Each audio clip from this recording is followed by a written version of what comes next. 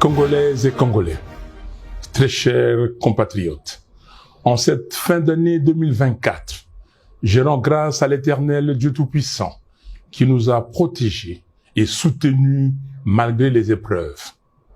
Malheureusement, beaucoup de nos compatriotes nous ont quittés à cause de la maladie, des accidents, de la pauvreté ou encore des violences causées par les groupes armés, notamment les supplétifs de l'armée rwandaise, appelée M23, et certaines milices exploitant nos richesses naturelles.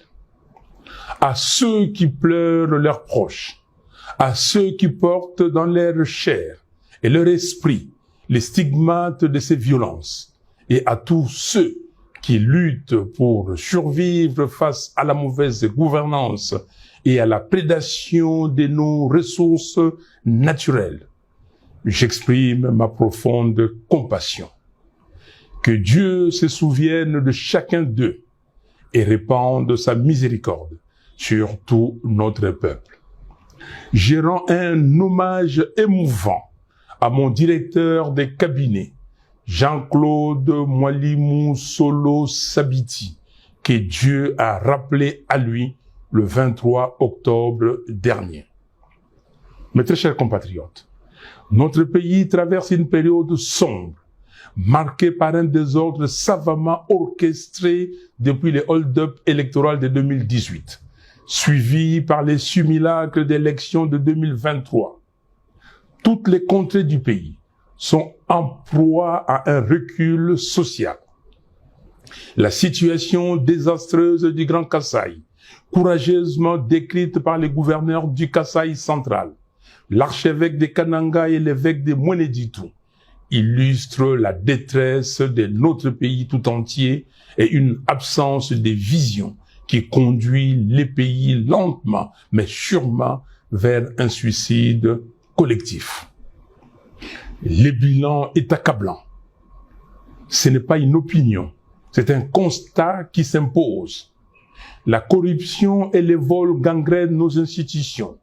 Les défis de la RDC sont multiples et requièrent une mobilisation méthodique des ressources de l'État.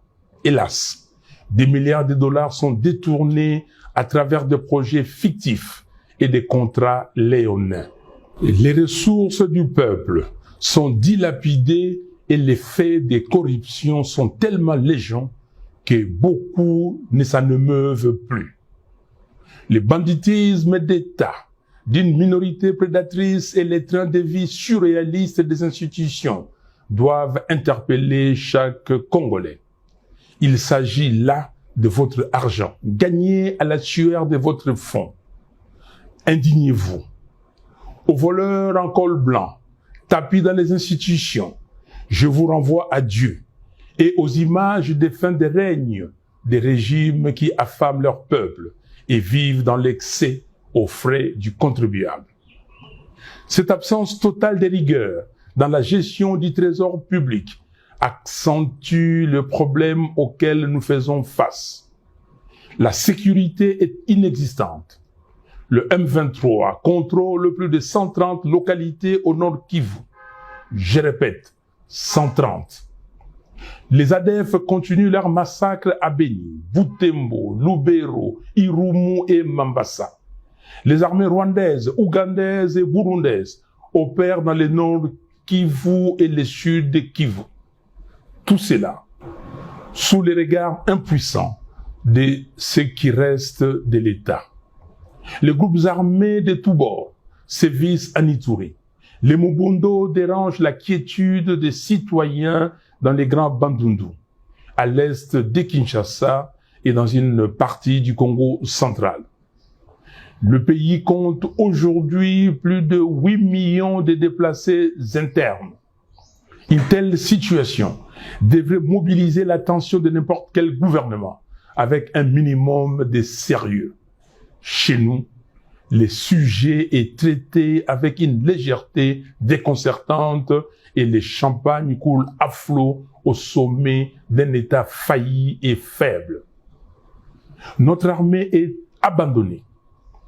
Après 6 ans au pouvoir, le régime n'a pas réussi à doter les pays d'une force militaire capable de défendre notre souveraineté. Nos soldats, courageux, mais sous-équipés, affrontent des forces ennemies bien armées.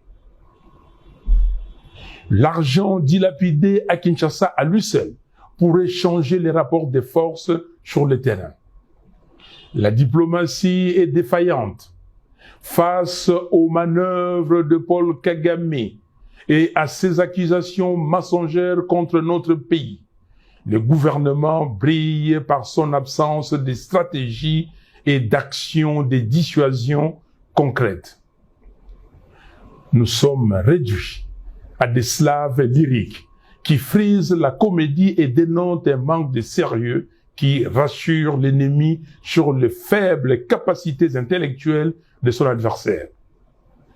Aujourd'hui, la faiblesse diplomatique de la RDC a réussi à ancrer dans l'opinion internationale l'idée selon laquelle les FDLR seraient une responsabilité congolaise. Pourquoi le gouvernement congolais ne demande-t-il pas à M. Kagame de discuter avec les FDLR et de neutraliser le M23? Là où ça blesse, c'est qu'en pareille circonstance, il paraît évident que tout leader censé chercherait un temps soit peu à tisser les liens entre citoyens et favoriser la cohésion nationale. Mais non. Les tribalismes primaires du régime divisent notre nation. Nous observons un repli identitaire au sommet de l'État, avec une opposition constante entre les frères dits de sang et les autres compatriotes. Une seule tribu bénéficie de nominations privilégiées dans les postes étatiques. On constate également des flux migratoires savamment orchestrés vers Kinshasa et Lubumbashi dans le but de renforcer une influence tribale et de déstabiliser les manifestations de l'opposition et de la résistance. Nous refusons que nos frères et sœurs soient instrumentalisés à des fins machiavéliques et purement politiciennes. En parallèle de tous ces maux, la pauvreté explose. Plus de 80 millions de Congolais vivent dans une des pauvretés les plus abjectes de la planète. Depuis 2019, la dépréciation du franc congolais a considérablement aggravé la situation, rendant la vie insoutenable pour les familles congolaises. Le constat est sévère. L'éducation et la santé s'effondrent. Les grèves des fonctionnaires, des médecins et des enseignants se multiplient. La gratuité de l'enseignement demeure un mirage. Le chômage est à son comble. La jeunesse abandonnée à elle-même voit son avenir compromis. Suite à cette défaillance éducative et à l'éclatement du contrôle parental qui en découle, les banditismes urbains prospèrent. Les Kuluna et autres gangs terrorisent nos villes. Pire, ces jeunes sont souvent instrumentalisés par le pouvoir pour mater la résistance politique. Les infrastructures sont en ruine. Les routes de desserte agricole sont impraticables, ce qui accentue l'exode rural. L'exploitation illégale de nos ressources naturelles ne cesse d'empirer. À Kinshasa, capitale de 17 millions d'habitants, les embouteillages et les bouchons pourrissent la vie des citoyens et la moto est devenue le principal moyen de transport. Les coûts en termes de perte de productivité se chiffrent par centaines de millions de dollars. Encore une fois, il ne s'agit pas là d'une opinion. Chaque Congolais constate ces réalités dans sa vie quotidienne. Les droits humains sont piétinés. Les opposants, activistes et journalistes sont enlevés, arrêtés et emprisonnés arbitrairement. Pour preuve, le 10 septembre dernier, Monsieur Jures Manzanza, membre de l'ESID, a été lâchement abattu par un policier devant le siège du parti et son corps est encore à la morgue. Aussi, 3 membres du parti, Madame Aimé Tabala, Monsieur Océan Lusanga Moulopo et Pierre Ngadiadia ont été enlevés le dimanche 22 dernier pour une destination inconnue jusqu'à présent. Face à ces bilans désastreux, l'honneur aurait depuis longtemps imposé la démission.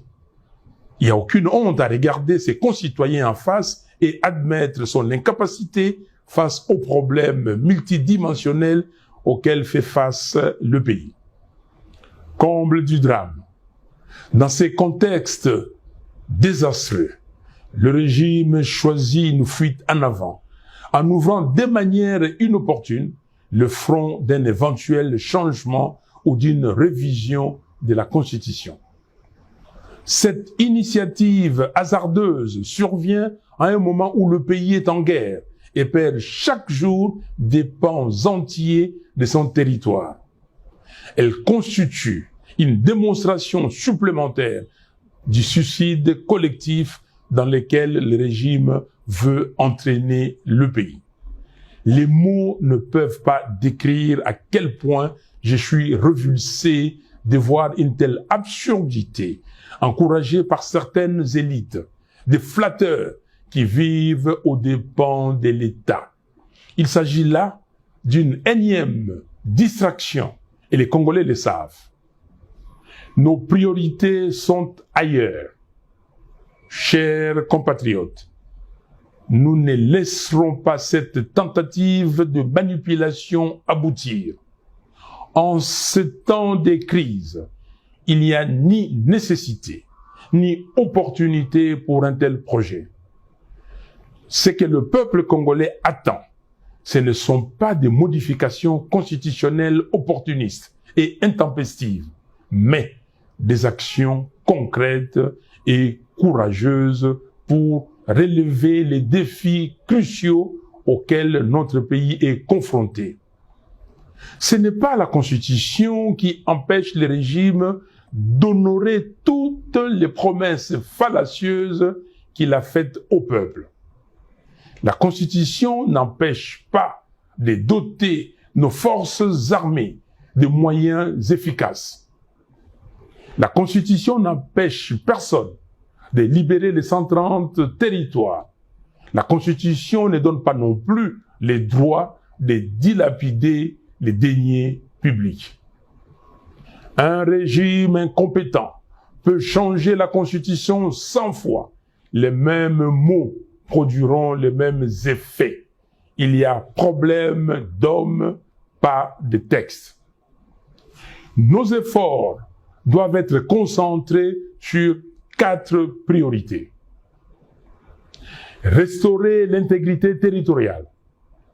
Mettre un terme à la guerre menée par le M23 et les forces étrangères afin de libérer nos terres et de restaurer la souveraineté nationale. Mettre fin à la prédation des ressources publiques. Réduire les trains de vie excessifs des institutions et mobiliser les fonds nécessaires pour renforcer notre armée, financer des infrastructures essentielles et améliorer les conditions de vie des Congolais. Construire un véritable état de droit, garantir le respect des droits humains, la justice et l'équité pour tous. Préparer des réformes institutionnelles ambitieuses, réviser la loi électorale, restructurer la commission électorale et la Cour constitutionnelle, afin de créer les bases d'élections véritablement transparentes, crédibles et apaisées. Voilà pourquoi, chers compatriotes, je réitère mon appel à nos pères spirituels pour réunir, dans le cadre du processus de Kinshasa, toutes les parties prenantes autour du thème « Vérité, réconciliation, cohésion nationale » afin d'œuvrer pour un Congo libre, fort, digne et prospère. Nous appelons la SADC, l'Union africaine et les Nations unies à soutenir le processus de Kinshasa pour faire avancer celui de Luanda. J'exige la libération de Jamal Kabound, Seth Kikuni, Mike Mukebai, Jackie Ndala, du député provincial Alain Siwako, du député honoraire Jean-Paul Ngangondi, des militants pro-démocratie, Delgate Idengo, Mwamicho Ndungo King, Fiston Isambiro, Jimmy Nziali, Zarko Sefo, des 3 membres de l'ESID et de tous les autres prisonniers d'opinion. Le régime doit cesser les intimidations et les arrestations arbitraires. Peuple congolais, comme en janvier 2015, mobilisons-nous pour dire non au changement de la Constitution, non à la présidence à vie en RDC. Je demande instamment à M. Félix Tshisekedi de cesser le mensonge, la manipulation et la démagogie. Congolaises et Congolais, très chers compatriotes, en ce 30 décembre 2024, je tiens à vous adresser mes vœux le plus sincères de paix, de bonheur et de prospérité pour l'année 2025. Que Dieu bénisse chacun de vous, qu'il illumine le Congo de sa lumière pour que nous retrouvions enfin la paix, la sécurité et la dignité. Soyons unis et déterminés pour relever notre pays. Que Dieu bénisse la République démocratique du Congo et son vaillant peuple. Je vous remercie.